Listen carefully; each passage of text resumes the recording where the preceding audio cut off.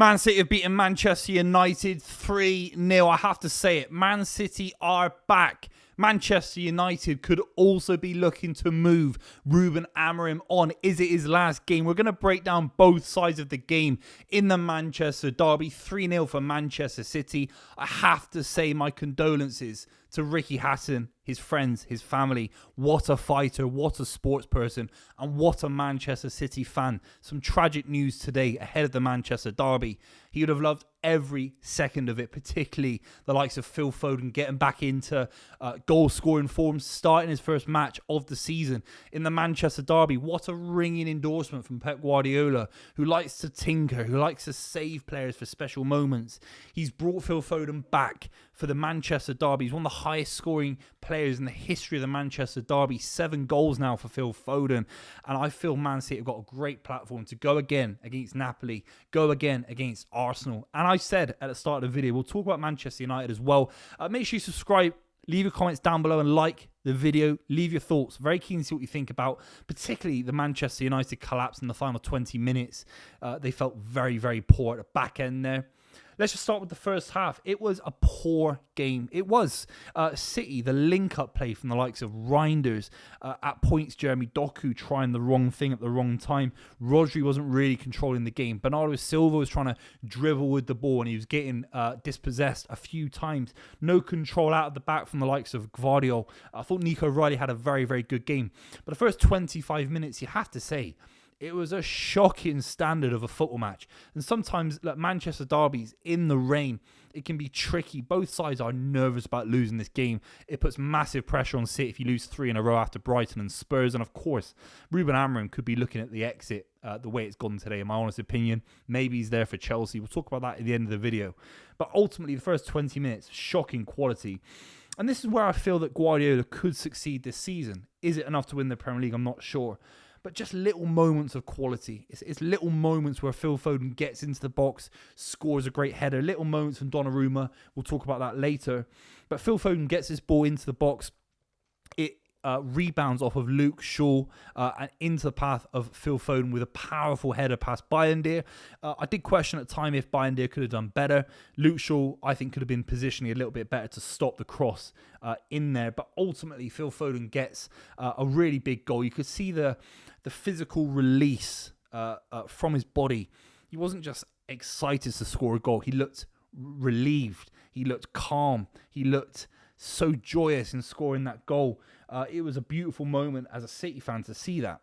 7 goals in Manchester derbies against the traditional Big Six in 20 games in the Premier League. 15 goals, 5 assists. Phil Foden is a chronic someone that delivers chronically in these kind of games. Every single game, he's consistent. He's of a high level. It's a big, big goal. Was it prime Phil Foden? No. Was it prime Erling Haaland today? You could argue no. But individual brilliance today has gotten City over the line where it hasn't against Spurs and Brighton. That's the difference between Man City and Man United. You could at least say Guardiola is maybe thrown a few rules out of the rule book in terms of beautiful play, the aesthetics of the Guardiola system. That's long gone now.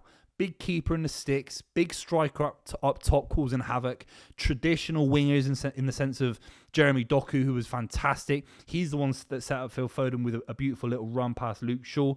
And he's just got quality where Ruben Amorim's system doesn't allow enough of the quality players that Manchester United clearly do have into spaces to succeed.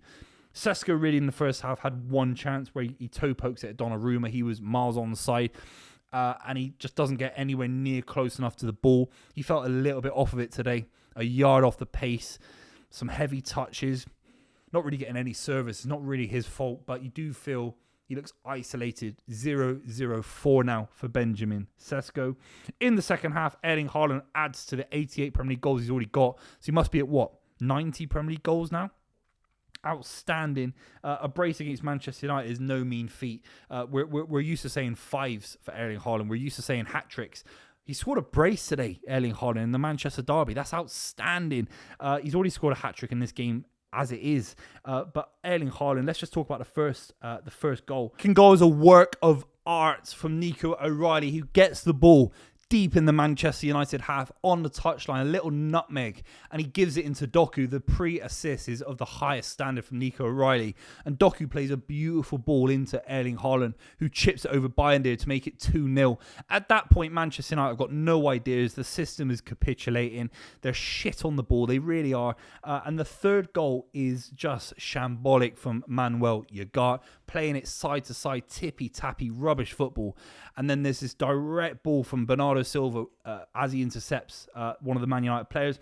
Erling Haaland runs onto it. Reminds me of one of his first ever Man City goals against West Ham United in the Olympic Stadium at the start of his career at Manchester City. It caps off an unbelievable week when he bends it around Bayern, just comes off the post. An outstanding finish. I was never in doubt. Maybe if it's on the other side of the net, you're never quite sure with Erling Haaland. But when he opens up his body, it's outstanding. It's a week where he scored 5 for Norway. Against Moldova, one of the only players this century to have ever done 5 goals in 3 separate football matches. Is outstanding. Then he scores 2 against Manchester United like it's nothing, and he should have had a hat-trick. The open net chance where he hits it off the post, shocking really. And this is what I'm saying on all these videos that I do, that you expect more from Haaland because he's so good. And the goals today have given City a bit of breathing room where arguably, if you're a Man United fan being completely non-biased, you could say Man United could have been in the game. Maybe it's not a 3-0 kind of win for Man City. Man City deserved to win, no question about it, especially at the end. But Haaland just gives you that extra couple of goals where it's suddenly a 3-0 game out of nowhere. Outstanding from Erling Haaland today. We have to talk about Gvardiol, clean sheet with Ruben Diaz. He provides so much balance. He brings so much aerial quality. Completely bullied Sesko out the game today. Ruben Diaz, superb. Nico Gonzalez came on. He was good. But Nico O'Reilly, outstanding.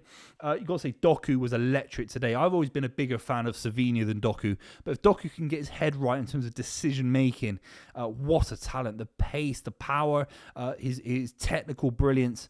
He's a very, very dynamic winger when he wants to be. And I feel that he's going to grow into a beautiful football player. I really, really do. We have to talk about Donnarumma as well. Pulled off a world-class save against Bryan Mbeumo. Is there a keeper in the world that would make a save? It was unbelievably struck from Mbeumo. Outstanding stuff from Donnarumma. He was exceptional with his hands today in the air, in the box. Great with his feet as well. Great little system with the centre-backs who provided a lot of sort of closeness to Donnarumma. Donnarumma wasn't asked to drive things 40 yards. He was playing simple balls into the centre-backs. He looked absolutely fine. And you dare say he kept Man City in the game where Mbeumo had a couple of chances, particularly the volley, as I mentioned, on his left foot.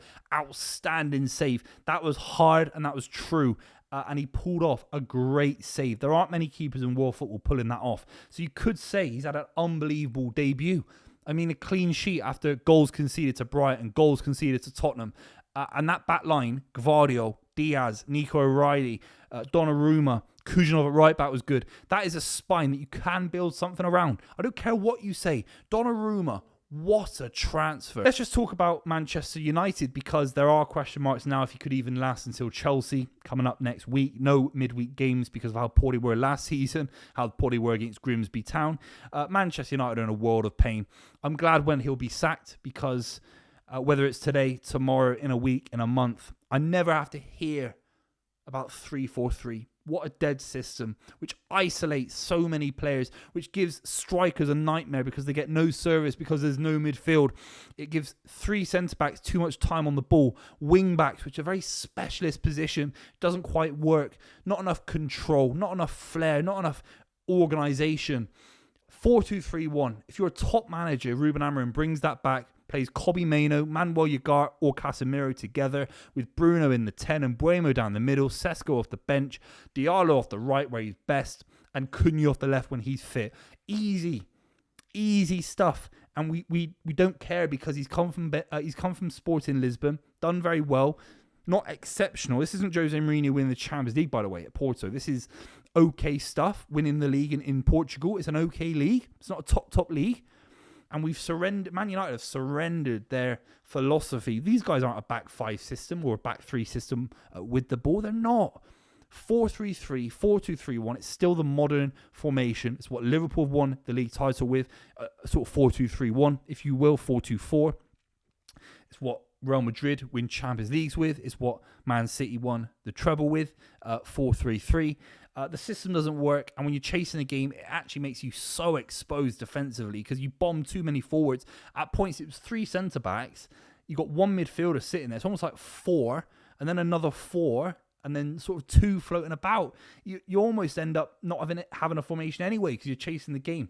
It's an embarrassing system. It doesn't work. And Kobbie Mainoo, who was brilliant when he came on off the bench, is isolated. He's not given the responsibility that he needs. His career is craving minutes in the Manchester derby. He comes on, he starts nutmegging people. He was one of the best players off the bench today. There's no question about it. And Ugarte's playing ahead of him, who's having shots from 35 yards out, losing the ball for the Haaland, the second Man City goal. I cannot wait until all you frauds got it so wrong about Ruben Amorim that you're going to come into my DMs and you're going to apologise, because I knew this system was dead out from the first second Man United were in there. This guy, even against Ipswich, it was just like their first game of the season, I think it was, under Ruben Amorim. Just flat, just bland football. It's a rubbish system. It doesn't work. He'll be gone. They shouldn't have lost the game 3-0 today. A top manager gets a 0-0 out of them. It's not great. It's not pretty. It's not cinematic. But a top manager just builds something. Just gains anything you can out of the game. Learns something out of the game. A clean sheet. 3-0. They've lost 1-0 to Arsenal. They lost to Grimsby. And they could have lost to Burnley. Let's be real. They could have lost to Burnley. Fulham. Rubbish. Utter drivel. Man City 3-0 up, so gas. It's a platform for Arsenal. If City go and beat Arsenal next week, it really becomes something very different this season after back-to-back losses in the Premier League. But Haaland superb, Phil Foden superb, Doku superb, electric stuff at points for Man City. I am gassed. It's all you need in the Manchester derby, a 3-0 win, and you can sleep easy at night. Make sure you subscribe to the channel. I'll see you very, very soon.